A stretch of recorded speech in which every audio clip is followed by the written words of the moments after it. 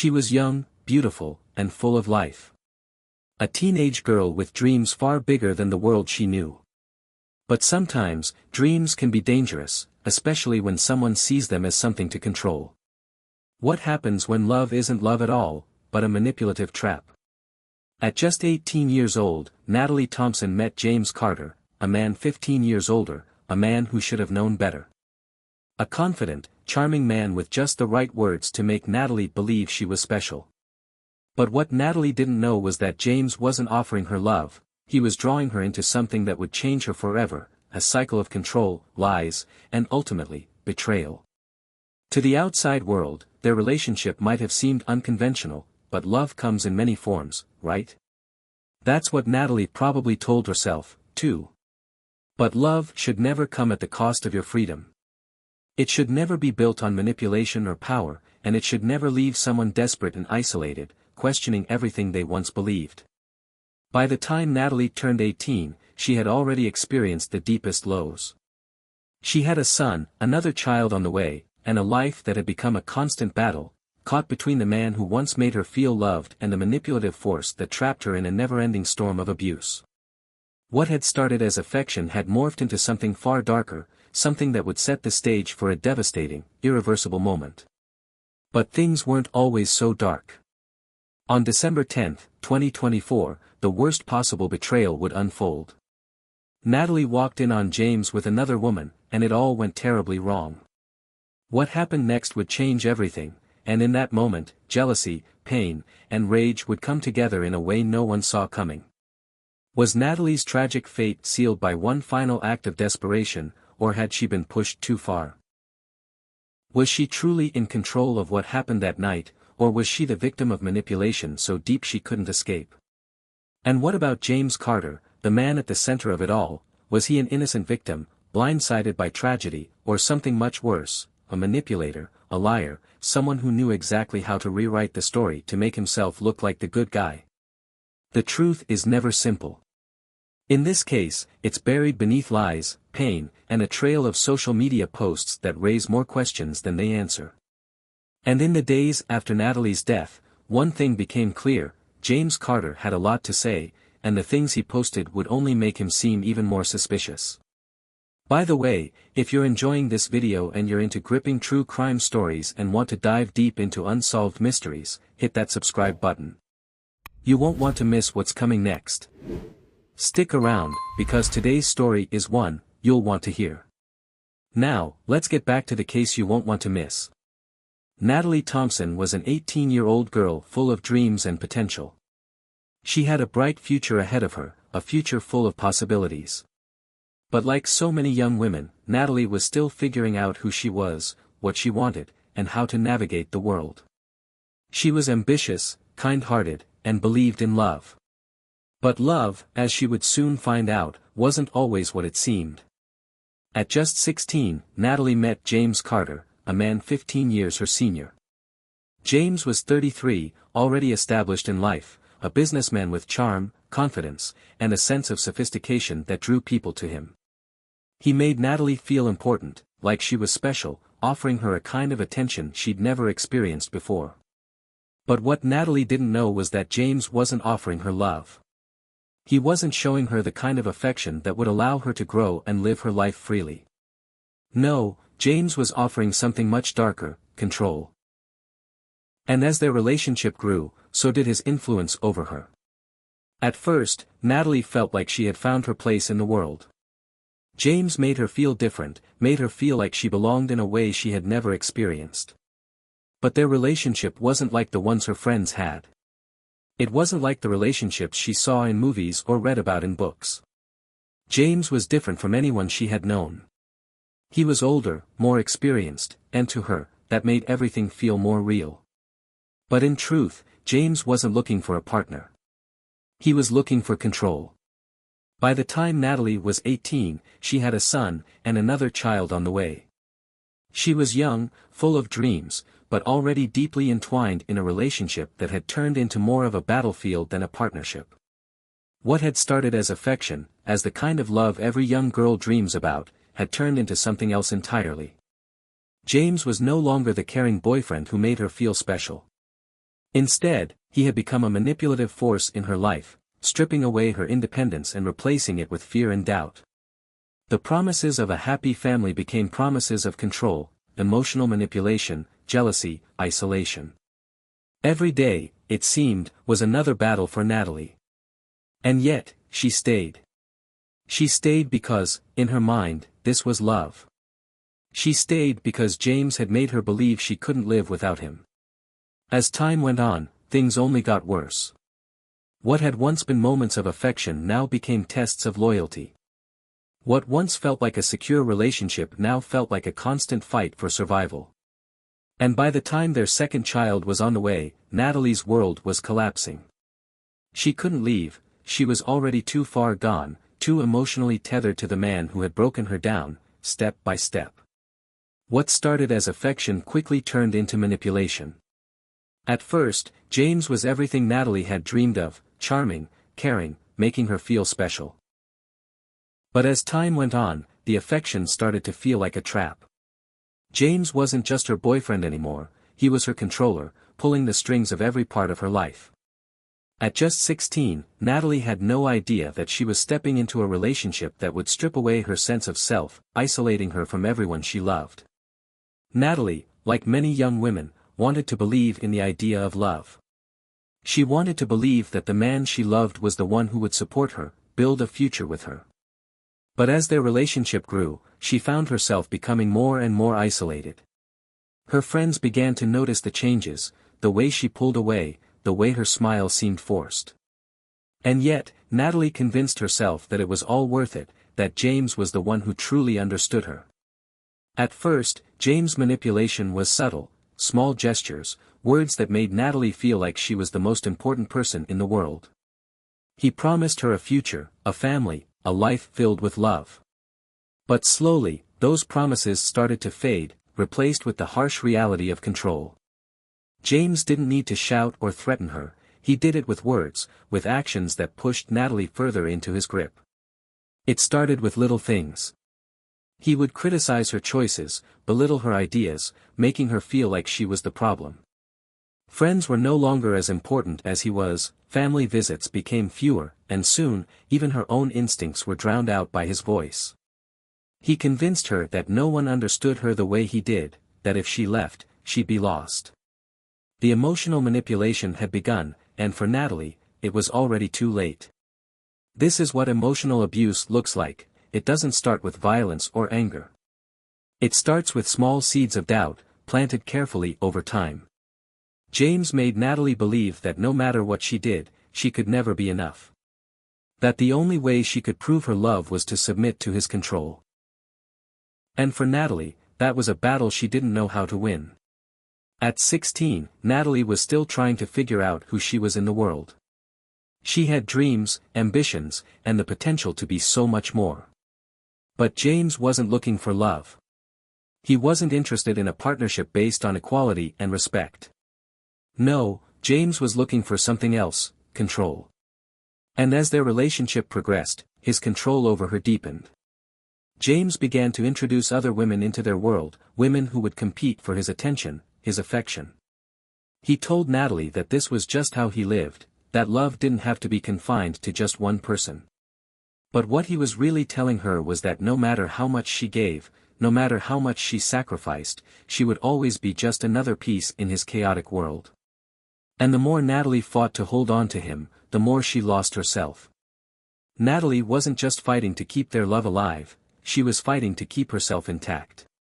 She started questioning her worth, her self-esteem shattered with every passing day. The man she thought she loved had turned her into someone she barely recognized. She was no longer the girl with big dreams, she was now just a woman desperately trying to keep the pieces of her life together. What started as a love story, a fairy tale between a young girl and the man of her dreams, became a battle for dominance. A battle Natalie couldn't win. The power dynamic between them had shifted, and James held all the cards. For Natalie, there was no escape. The more she fought for his affection, the more she lost herself in the process. What was once love had turned into something far darker.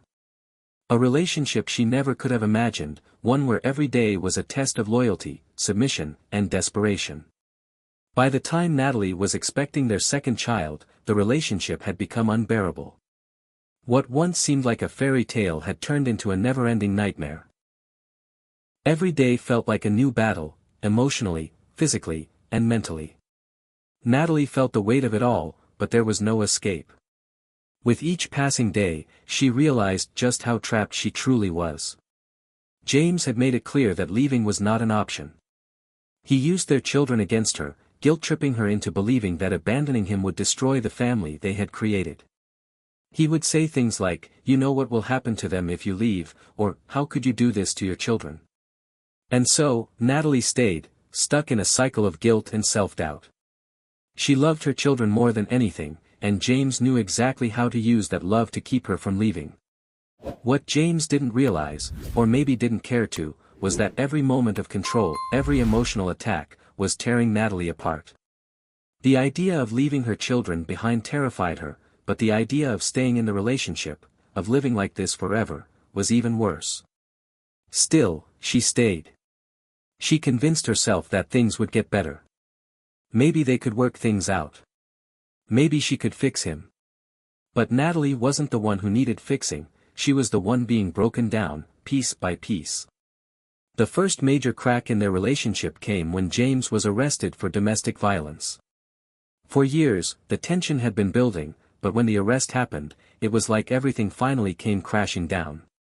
For the first time, the reality of what was happening hit Natalie full force. James was arrested for hurting her, and suddenly, there was no denying the truth of the situation. But instead of leaving, instead of walking away from the man who had just shown her the harsh reality of their toxic relationship, Natalie stayed. She forgave him, convinced that he would change. She told herself that this was just a phase, that things could get better if she just tried hard enough. She thought that if she loved him enough, he would finally become the man she wanted him to be. But as it always happens in abusive cycles, things didn't get better. They got worse. The emotional manipulation escalated. The physical violence that had once been rare became more frequent, and the emotional distance grew wider. Natalie was stuck in a loop that made her believe, deep down, that she could never escape. She held on to the idea that love would fix everything, that James would one day show her the love she had always dreamed of. As the days turned into weeks, and the weeks into months, Natalie found herself becoming more and more isolated. James had succeeded in cutting her off from the people who mattered most, her family, her friends, anyone who could have helped her see the truth. He would tell her that they didn't understand, that they didn't know him the way she did. Slowly, she began to pull away from everyone who loved her. The walls that surrounded her grew taller, and the world outside her relationship began to fade.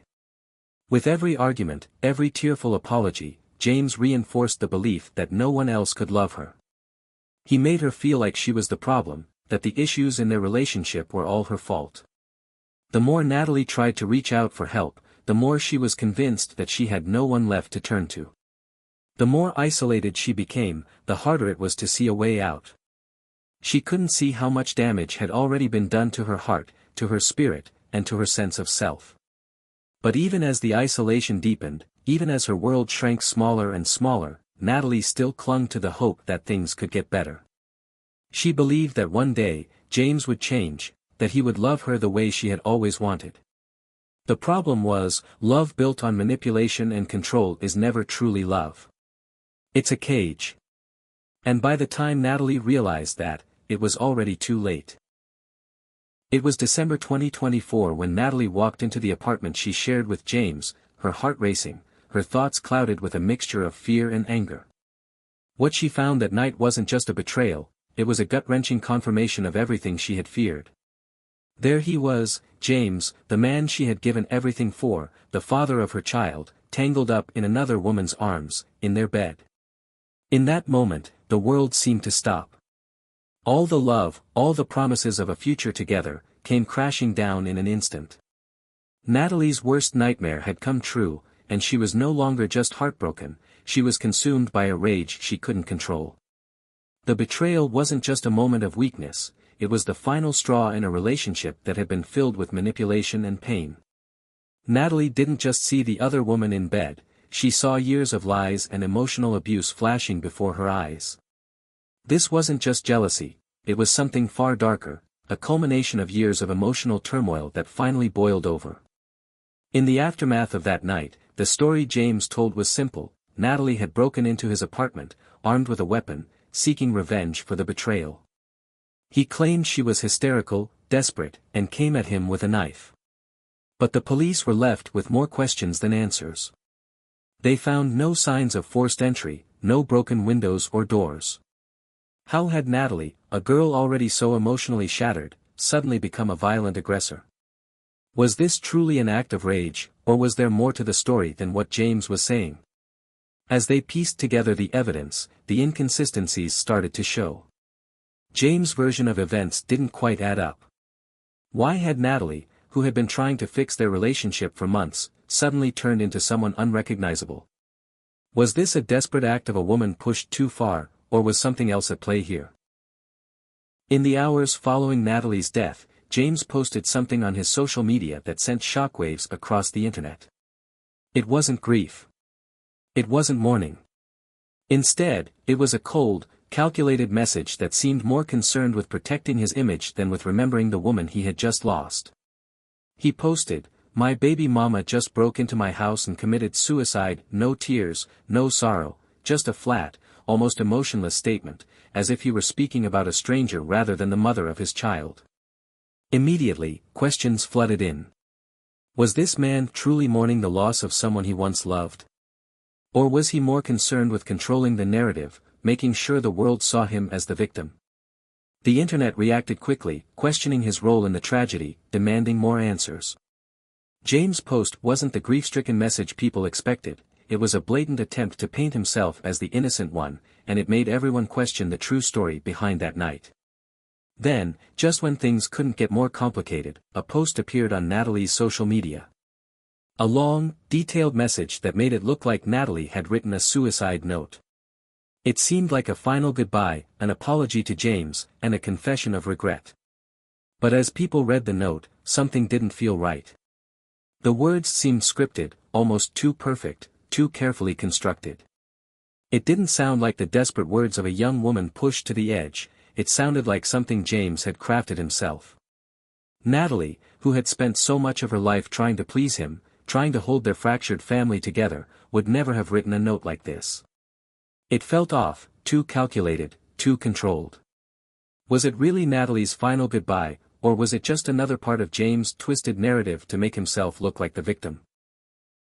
The post made it seem as though Natalie was taking full responsibility for everything that had happened, apologizing for her actions, and even claiming that she was the one to blame for the entire situation. But why would she write such a thing? Why would she take all the blame when she was the one who had been betrayed? The more people read it, the more questions they had. Was this truly Natalie's voice, or had someone else taken control of the narrative after her death? As the investigation into Natalie's death continued, the police began to notice a troubling pattern. James' version of events didn't add up. His timeline, his words, even the things he posted online contradicted themselves. First, he said that Natalie had broken into the house with a weapon, seeking revenge. But then, the evidence told a different story. The police found no signs of forced entry, and there were inconsistencies in James' account of what happened that night. How had things escalated so quickly? What had really happened between them? James told the police one thing, but his social media posts told a completely different story. In one post, he seemed calm, detached, almost like he was talking about a stranger. In another, he was claiming that he'd acted in self-defense. His statements didn't line up, and the more the police dug, the more holes they found in his story. Was James truly the grieving father, blindsided by a sudden act of violence, or was he something else entirely? The inconsistencies didn't stop there. Every time James spoke, he seemed to shift his story just enough to make it fit what he wanted people to believe. But the more he tried to control the narrative, the more suspicious he became.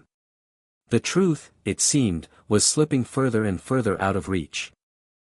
In the end, Natalie's family was left to pick up the pieces of a life that was stolen far too soon.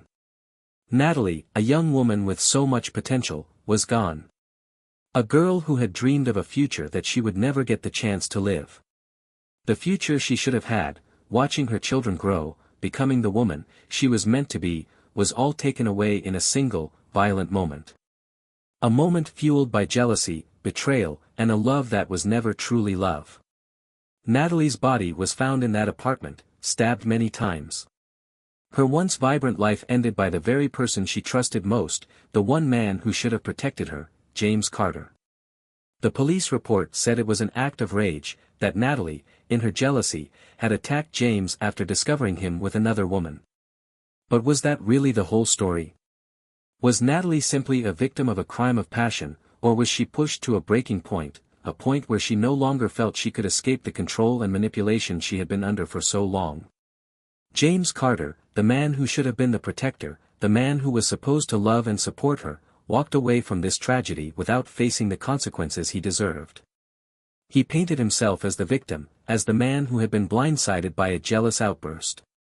But was he truly the victim, or was he the one who had pulled the strings all along, manipulating Natalie into a corner until she felt she had no other choice but to fight back?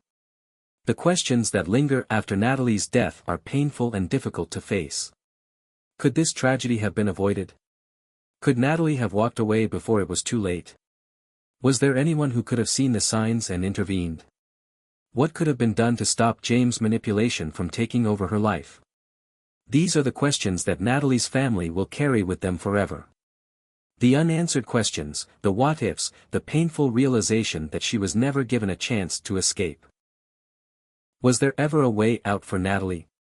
Or was her fate sealed the moment she met James, the moment he began weaving a web of control and deceit around her? No one will ever truly know for sure. But what we do know is this: Natalie deserved more than what she got.